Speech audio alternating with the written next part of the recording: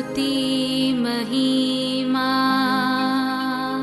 Issue प्रभु जी, गाते आते हैं तुझ पास, जीवन जल के प्यास, एक ही तो है आस,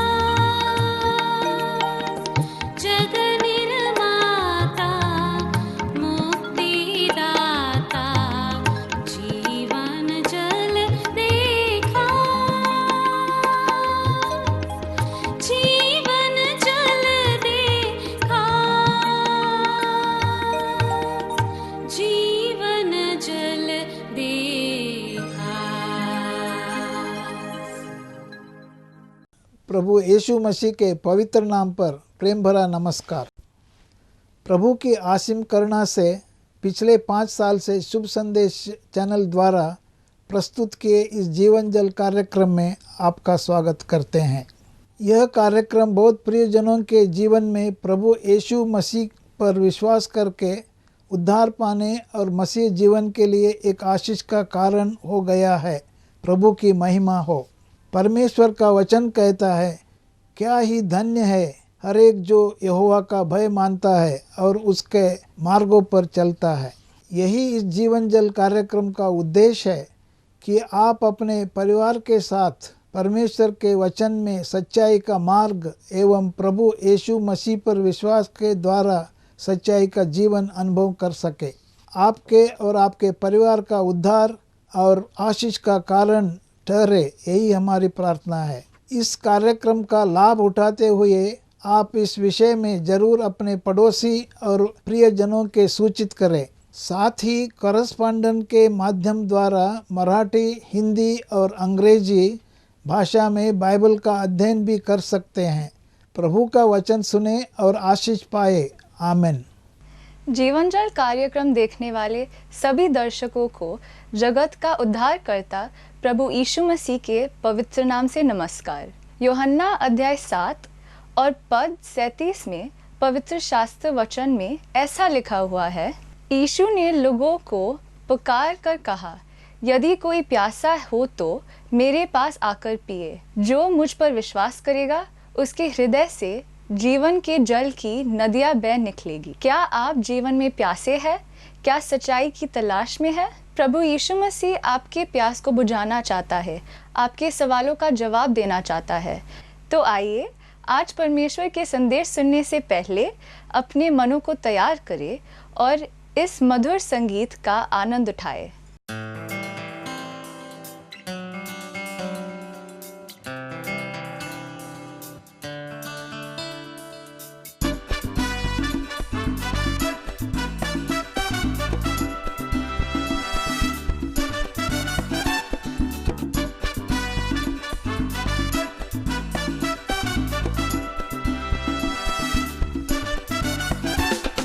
जिंदगी मेरी बदल गई जब से मसीह को पाया है।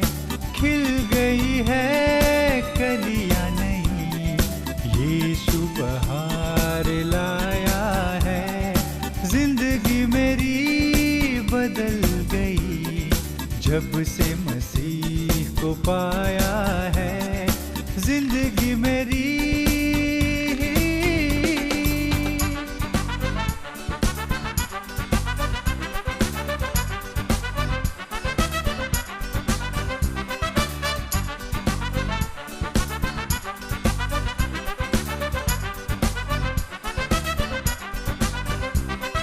जीवन है क्या पल ही दो पल का, किसने है जाना होगा क्या कल का। जीवन है क्या पल ही दो पल का, किसने है जाना होगा क्या कल का। घड़ियां सुनहरी फिर न लौटेगी, घड़ियां सुनहरी फिर न लौटेगी। मुक्ति और जीवन वह लाया है। जिंदगी मेरी बदल गई जब से मसीह को पाया है। खिल गई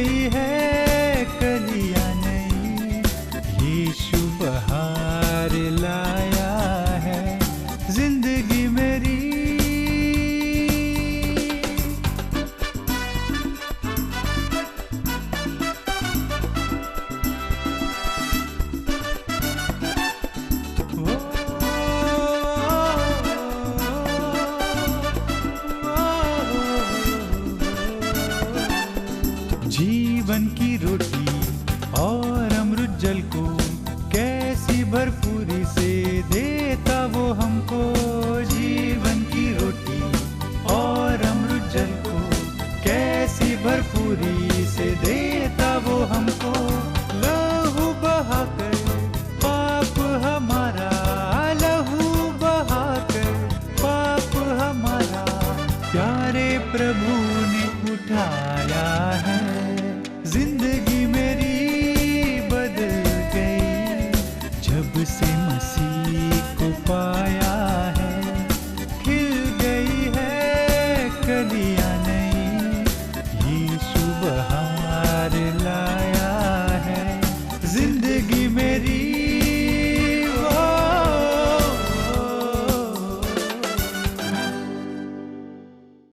जीवन जल कार्यक्रम सुनने वाले और देखने वाले सभी श्रोताओं को, भाइयों को, बहनों को, बच्चों को और बुजुर्गों को प्रभु यीशु के मधुर और मीठे नाम से हार्दिक अभिनंदन और नमस्कार।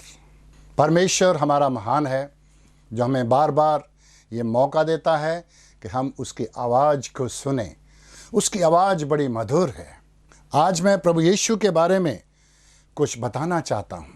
हम हमेशा ही प्रभु यीशु का प्रचार इस वचन के द्वारा हम करते हैं, प्रभु के वचन में से हम सुनाते हैं। लेकिन ये है कौन?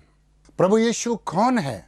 परमेश्वर के वचन में कई जगहों में ऐसा भी लिखा है, ये कौन है जो आंधी और तूफान को शांत करता है? ये कौन है जो पापों की क्षमा करता है? बहुत सालों से, बहुत सदियों से ये सवाल चला आ रहा है। क्या सवाल है? ये कौन है ये यीशु? बहुत सारे लोगों ने उसका इनकार किया, बहुत सारे लोगों ने उसको रिजेक्ट कर दिया, बहुत सारे लोगों ने उसकी आराधना की, बहुत सारे लोगों ने उसकी आराधना करते हुए उसके सामने घुटने टेके और उसकी उपासना की, और बहुत सारे लोगों ने उसका इनकार किया, इग्नोर किया, उसको हटा दिया, उसको छोड़ दिया। ये कौन है? इसको हम बहुत संक्षेप में देखने की कोशिश करेंगे। यहूदियों ने यीशु का इनकार किया। यहूदी कौन है?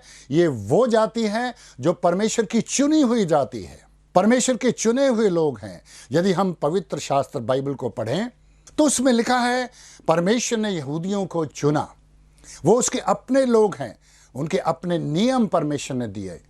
लेकिन उस यहूदियों के बारे में हम वचन में पढ़ते हैं, दे रिजेक्टेड हिम, उन्होंने यीशु का इनकार किया। लेकिन जेंटाइल्स, अन्य जाति जो परमेश्वर के यहूदियों की तरह चुने हुए लोग नहीं हैं, उन्होंने उसको स्वीकार किया। जिन्होंने उसको स्वीकार किया उनको परमेश्वर के संतान होने का अधिकार दिया। कुछ लोग ऐसे थे जिन्होंने यीशु के साथ पूरी नफरत की, घृणा की उससे। जैसे हेरोदेस राजा, उसने यीशु से घृणा की। जब उसके बारे में सुना कि एक राजा पैदा हुआ है तो उसने इतनी प्रयत्न किया कि उसको मार दिया जाए। उसने नफरत की, वो एक दुष्ट राजा था। लेकिन कुछ और देश के लोग थे, जैसे पूर्व दिशा से आने वाले मैगी, या कुछ ऐसे लोग से जो अंतरिक्ष का अध्ययन करने वाले कुछ लोग थे, जो अंतरिक्ष का स्टडी करने के लिए, उन्होंने देखा एक तारा निकला है। ये तारा जरूर ये दिखाता है कि कोई राजा पैदा हुआ है। अलग अलग दिशाओं से 3 ऐसे व्यक्ति प्रभु की उस राजा को देखने के लिए निकल पड़े। तीनों ने, एक ने सोना लिया, दूसरे ने मुर और तीसरे ने लोबान लिया। तीनों उसकी उपासना करने के लिए, राजा को भेंट चढ़ाने के लिए निकल चले। और तीनों मिल जाते हैं और वो उसके सामने भेंट चढ़ाते हैं, उस बालक के सामने जिसने इस पृथ्वी में जन्म लिया। वो तो परमेश्वर का पुत्र प्रभु यीशु मसीह। चरवाहों ने सुना संदेश स्वर्गदूतों से और उन्होंने कहा एक उद्धारकर्ता पैदा हुआ है। ऐसा कौन सा उद्धारकर्ता है? उन्होंने कहा चलो देखते हैं। स्वर्गदूतों के द्वारा संदेश पाकर वो गए और बालक को प्रणाम किया, उसके सामने झुके और दंडवत किया। अलग अलग प्रतिक्रियाएं उस यीशु के बारे में हैं। परमेश्वर के वचन में मत्ती, मरकुस, लूका, इन सब में प्रभु यीशु के जन्म के बारे में लिखा हुआ है। उसके जन्म के बारे में बहुत पहले से ही भविष्यद्वक्ताओं के द्वारा लिखा गया था। तो 3 बातें यीशु के बारे में हम बहुत संक्षेप में देखेंगे। कौन लोग हैं जिन्होंने दोस्तों इग्नोर्ड क्राइस्ट। इग्नोर मतलब उसको जानते हैं लेकिन जानबूझकर उन्होंने ये दिखाया हम नहीं जानते इसको, ये कौन है। वो थे अपने यहूदी लोग। हम मत्ती 2:4-6 में इस बात को पढ़ते हैं और प्रभु यीशु के जन्म के बारे में हम के लूका 2:7 में पढ़ते हैं। और वह अपना पहलौठा पुत्र जनी और उसे कपड़े में लपेट कर चरनी में रखा क्योंकि उसके लिए सराय में जगह ना थी। चरनी में बालक जन्मा, अपना पहलौठा जनी मरियम। ये है यीशु जो जगत का उद्धार करता है। तो यहूदियों के बारे में हम थोड़ा सा बैकग्राउंड में जाकर देखें। ये यहूदी लोग कुछ चीफ प्रीस्ट्स हैं, याजक लोग हैं, कुछ सदूकी फरीसी लोग हैं, वचन का ज्ञान रखते हैं। पुराने नियम में 700 साल से भी ज़्यादा समय से लेकर उनको सब पता है, हजारों साल से उनको पता है। उनको परमेश्वर ने अपने वचन दिए हैं, उनको ज्ञान दिया है, कौन है राजा है, आने वाला है, सब कुछ उनको पता है। 700 ईयर्स, करीब 700 साल पहले भविष्यवाणी कर दी गई थी कि एक बालक पैदा होगा और बैतलहम शहर में पैदा होगा। और ये यहूदी लोग इंतजार कर रहे थे उस राजा की, लेकिन उनके दिमाग में स्वर्गीय राजा का ज्ञान नहीं था। वो स्वर्ग का राजा है जिसका राज्य अनंत काल का है, वो नहीं समझ पाए। उन्होंने सोचा हमारे लिए एक राजा आएगा, हमारे लिए एक बड़ा महान राजा आएगा, सब अन्य जाति और दूसरे देश के राजाओं को वो हटाकर राज्य स्थापित करेगा और वो हमारा राजा होगा और हम उसकी प्रजा होंगे। उन्होंने केवल सोचा यीशु के बारे में, केवल इस पृथ्वी का राजा। लेकिन प्रभु यीशु के बारे में तो हम ये पढ़ते हैं कि वो राजाओं का राजा, प्रभुओं का प्रभु, सदा काल का राजा है। प्रभुता उसके कंधों पर होगी, जैसे यशायाह में लिखा है। उसका राज्य का कभी अंत ही नहीं होगा। इस राजा को भूल गए और उन्होंने इस बात को नहीं समझा। लेकिन परमेश्वर के वचन में क्या लिखा है? यशायाह 53:6 में लिखा है, हम सब भेड़ों के समान भटक गए हैं, हम सब ने अपना अपना मार्ग लिया है। हम तो भटके हुए थे, उस बात को समझ गए। ये भी उनको मालूम था कि एक मुक्तिदाता आने वाला है जो अपने प्राण हमारे लिए दे देगा। उन्होंने सच में उस राजा का इनकार नहीं किया, उन्होंने अपनी आत्मा का इनकार किया। आत्मा को बचाने वाले, आत्मा का उद्धार करने वाले, आत्मा को पाप से छुड़ाकर स्वर्ग में ले जाने वाले उस राजा का इनकार किया है। हम दूसरे तरह के लोगों के बारे में पढ़ते हैं जिन्होंने ओपोज किया, जिन्होंने उसका विरोध किया। वो है राजा हेरोदेस। यीशु का जब जन्म हुआ और ज्योतिषी लोग आकर पूछने लगे महलों में, एक राजा पैदा हुआ, हमने पूर्व में उसका तारा देखा है, ये कहाँ पैदा हुआ है? राजा ने मालूम किया, ज्योतिषियों को बुलाया, हाँ यहूदियों के ज्योतिषियों को बुलाया और उनसे पूछा, वो जानते हैं बैतलहम में एक राजा पैदा होने वाला है, वो जानते हैं। तब हेरोदेस ने उनको भेजा, जाओ मुझे भी बताना। लेकिन हेरोदेस राजा के मन में था, ये ऐसा कौन सा राजा है मेरे अलावा? उसको मारने के लिए उसके मन में विचार आया। उसने बहुत कुछ विरोध किया यीशु का। लेकिन स्वर्गदूतों के द्वारा यूसुफ को यह बताया गया, इस बालक को ले और मिस्र देश में चला जा। ये भी भविष्यवाणी थी, मैंने अपने पुत्र को मिस्र देश से बुलाया है। वो मिस्र देश में चला गया। उसके बाद राजा हेरोदेस ने 2 साल से कम उम्र के सभी बच्चों को मरवा दिया। उसने सोचा ये यीशु जो राजा कहलाया और राजा करके पैदा हुआ, वो भी मर जाएगा।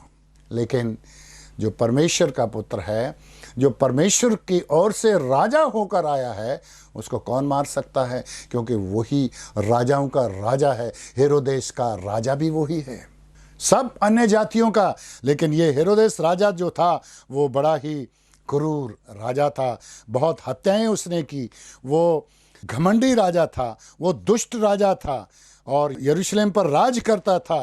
वो संसारिक राजाओं के बारे में सोचकर उसने सोचा अब यीशु को काम तमाम कर देंगे, मैं हमेशा का राजा बनकर रहूँगा। असंभव है। तीसरे तरह के लोग हम देखते हैं जो मैगी ऐसे करके बोलते हैं, बाइबल में जो उनके बारे में लिखा है, ज्योतिषी भी उनको कहते हैं। ये पूर्व दिशाओं से आए, पूर्व दिशा मतलब इराक साइड में से आए और इब्राहिम वहाँ से निकला, यहूदी लोग वहाँ से निकले और इराक एक ऐसी जगह है जहाँ पर परमेश्वर की अदन वाटिका का भी द्वार है, जहाँ पर परमेश्वर के लोग वहाँ से निकले हैं। वो एक बहुत ही महत्वपूर्ण जगह है इराक। उस जगह से ये लोग आराधना करने के लिए आए राजा की, वो राजा, और आकर उसको भेंट चढ़ाई और उसके पास आए और उसको परमेश्वर समझकर उसको भेंट चढ़ाई। सोना, मुर और लोबान करके उन्होंने उसकी आराधना की, एक छोटे बालक की आराधना जो उसने अभी जन्म ही लिया है। ये कौन है जिसके बारे में इतना कुछ कहा जाता है? ये कौन है? ये कौन सा यीशु है? उसने क्या क्या किया इस दुनिया में, उसको हम परमेश्वर के वचन में और बहुत कुछ देखते और सुनते हैं। यीशु मसीह का सार्वजनिक काल जब वो बड़ा हुआ 3.5 वर्ष का था। 30 बरस तक यीशु अपने माँ बाप के अधीन अपने घर में रहा। 3.5 साल उसने अपने चेलों के साथ रहकर प्रचार किया और लोगों को सुसमाचार सुनाया। जिस वक्त यीशु का जन्म हुआ, जिस वक्त यीशु बड़ा हुआ और अपना कार्यकाल आरंभ किया, उस वक्त रेलगाड़ियां नहीं थी, हवाई जहाज नहीं थे, रेडियो, कारें, इंटरनेट, इस तरह की कोई सुविधा नहीं थी, न ही समाचार पत्र थे, न कि डाक सेवा थी। लेकिन कुल मिलाकर अगर देखा जाए तो यीशु मसीह की यात्रा सारी मिलाकर 3.5 साल में 200 मील यानी कि करीब 250 किलोमीटर तक रही होगी। उससे ज़्यादा यात्राएं उसने नहीं की। उसने कोई पुस्तक नहीं लिखी और न किसी स्कूल में जाकर पढ़ाई की। उनके पास धन संपत्ति नहीं थी, गरीब घर में पैदा हुआ और उसका कोई अपना घर भी नहीं था, क्योंकि उसके चेले, जब कोई चेला उसके पीछे आने लगा, उसने कहा प्रभु मैं आपके पीछे चलना चाहता हूँ। तो यीशु ने कहा लोमड़ियों के भट्ट और पक्षियों के बसेरे होते हैं, लेकिन मनुष्य के पुत्र को सिर धरने की भी जगह नहीं है। उसका अपना कोई घर नहीं था। सारी सृष्टि का मालिक इस सृष्टि की जगह में आकर कहता है मेरा कोई घर नहीं। हाँ, वो अपनों के बीच में आया, अपनों ने उसका इनकार किया, अपनों ने उसको ठुकरा दिया, उसको अपनाया नहीं। लेकिन एक बात मैं आपको बताना चाहता हूं, इतना कुछ यीशु होते हुए भी उसके बारे में क्या लिखा है? जितनी सेनाओं ने आज तक परेड की, जितनी जल सेना की आज स्थापना हुई, जितने संविधान 70 देशों के बैठे और जितने राजा मिलकर राज्य किए, इन सब मिलकर एक व्यक्ति को प्रभावित नहीं कर सकते जितना एक अकेले यीशु ने किया। कौन है ये? इतनी सामर्थ उसके अंदर कहाँ गई? उसके कामों का वर्णन बाइबल में किया गया है। बाइबल में एक परमेश्वर का दास लिखता है, उसकी सारी कही हुई बातें, उसके सारे चमत्कार सारे के सारे नहीं लिखे गए। अगर लिखे जाते तो दुनिया में किताबें न समाती।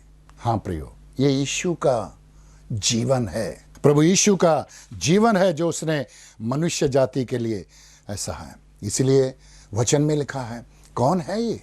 हम क्या करें इस यीशु के साथ?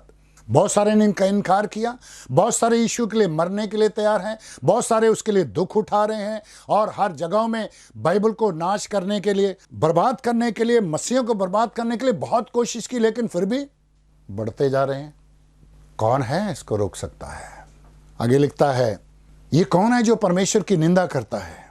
उसके मानवीय गुण हमें मिलते हैं। यीशु मनुष्य बनकर आया, इसे मैन, इसे परफेक्ट मैन लिखा है। उसका जीवन आश्चर्यजनक था। हेरोदेस राजा के दिनों बैतलहम में उसका जन्म हुआ। तारा निकला, ज्योतिषी लोग आए, सोना मुर लोबान चढ़ाया, जन साधारण मनुष्य की तरह उसने जन्म लिया। कैलेंडर की स्थापना उसके जन्म से लेकर हुई। आज आप कैलेंडर देखते हैं, तारीख पहचानते हैं, यीशु के जन्म से लेकर है। और दूसरा गिनती होती है, पीछे की तरफ जाते हैं, यीशु के जन्म से लेकर पीछे की तरफ की गिनती होती है। कैलेंडर या समय काल के केंद्र में खड़ा है, वो इतिहास का केंद्र है और वो सारे भेदों की कुंजी है। यीशु मसीह और बालक बुद्धि से परिपूर्ण होता गया और बढ़ता गया। लूक 2:40 में लिखा है, और उसके माता पिता के अधीन रहा, आज्ञाकारी रहा। कई बार वो निराहार रहा, उसने उपवास किया और उसको भूख भी लगती थी क्योंकि वो मनुष्य है। वो प्यासा हुआ क्योंकि उसको नींद आती थी। वो रोया, जब एक दुखी परिवार में गया तो उनके दुख को देखकर यीशु रोया और वो प्यासा हुआ। ये सब यीशु के मानवीय गुण हैं। लेकिन क्या वो केवल मनुष्य है? बहुत सारे गुरु, महात्मा, संत सब कुछ आए, वो इस संसार में आए, बहुत सारे गुण प्रकट किए, बहुत सारे चमत्कार किए, लेकिन यीशु के जैसा चमत्कार किसी ने नहीं किया। उसमें ईश्वरीय गुण भी है। वो मनुष्य है, वो ईश्वर भी है। क्या फर्क है? ही इज गॉड, वो स्वयं परमेश्वर है। उसके कामों से हमें पता चलता है, वो अंधों को आंखें देता है, कोड़ियों पर हाथ फेरता है, उसका कोढ़ चला जाता है, मुर्दों की कब्र के पास खड़ा है और कहता है 4 दिन के मुर्दे को कब्र में से बाहर आ जा, और मुर्दा बाहर आ जाता है। भूखों को उसने खिलाया 5 रोटी और 2 मछलियों से।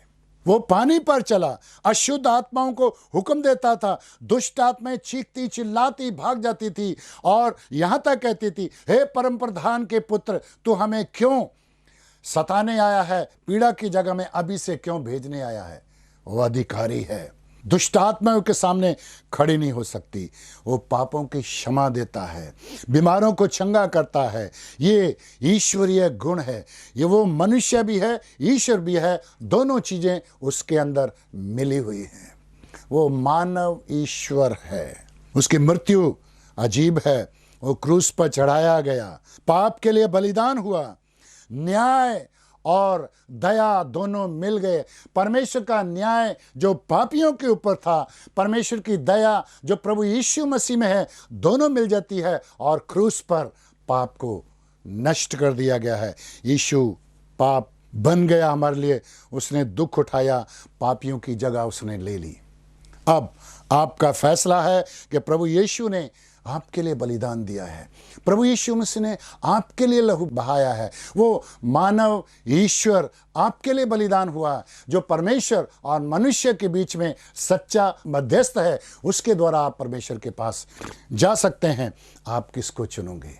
क्या आप हेरोद की तरह उसका विरोध करेंगे, या यहूदियों की तरह उसको इग्नोर करेंगे और उसकी बेपरवाही करेंगे, या चरवाहों के समान या ज्योतिषियों के समान उसकी आराधना करोगे? प्रभु आज आपको आशीष देना चाहता है। आप कौन सी भीड़ के साथ खड़े हैं? क्या आप उसको मानेंगे? एक छोटी सी घटना बताता हूं। एक बार एक प्रचारक प्रचार कर रहा था, उसने प्रचार किया। एक बहुत मानी हुई एक स्त्री वहां पर आकर बैठ जाती है मीटिंग में, प्रभु का वचन सुनने लगी, और उस प्रचारक ने ये कहा, आज बोली देने के लिए 2 व्यक्ति आए हैं, 2 व्यक्ति बोली देने के लिए आए हैं, और इस बहन के लिए आज हम देखेंगे इस बोली देने वाले दोनों व्यक्ति किसकी तरफ ये बहन जाएगी।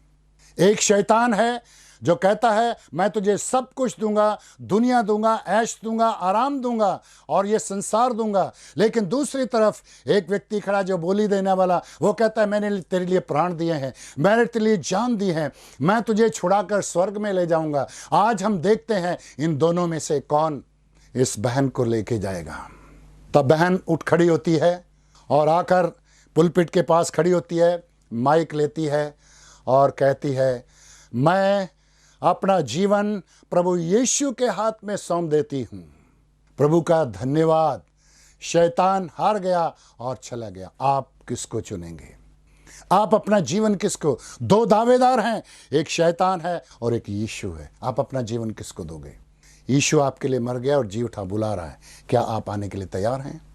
आप अपने पापों को मान लेना है, पश्चाताप करना है। प्रभु मैं पापी हूँ, मुझ पर दया कर, शैतान मेरे ऊपर राज्य करता है, मेरे पापों को क्षमा कर, मैं तुझे दिल में ग्रहण करता हूँ, विश्वास करता हूँ, मुझे क्षमा कर। आज ही और इसी वक्त प्रभु के हो जाइए।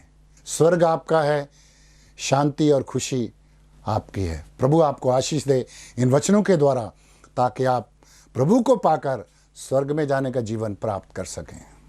अगर परमेश्वर ने इन वचनों के द्वारा आपसे बातें किया है और आप इन विषय पर अधिक जानकारी प्राप्त करना चाहते हो या किसी प्रार्थना के विषय को बांटना चाहते हो, तो निसंदेह हमें संपर्क करें। हमारा पता Jeevan Jal Nav Bhavna building 422 SVS road, post box number 19161, Prabha Devi, Mumbai 400025। प्रार्थना एवं मुफ्त बाइबल कॉरेस्पॉन्डेंस कोर्स के लिए हमें संपर्क करें।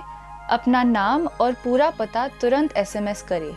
Mobile number 089-925-80744। इस नंबर पर अपना नाम और पता दर्ज कर सकते हैं। Landline number 022-222-422-1842। Email ID gospelbroadcast@yahoo.com। Web address www.lwgb.org। YouTube address जीवन जल TV @YouTube। जीवन जल कार्यक्रम को हर सोमवार और बुधवार शाम 6:30 बजे को और शनिवार रात 9 बजे को इसी चैनल पे आप देख सकते हैं। धन्यवाद।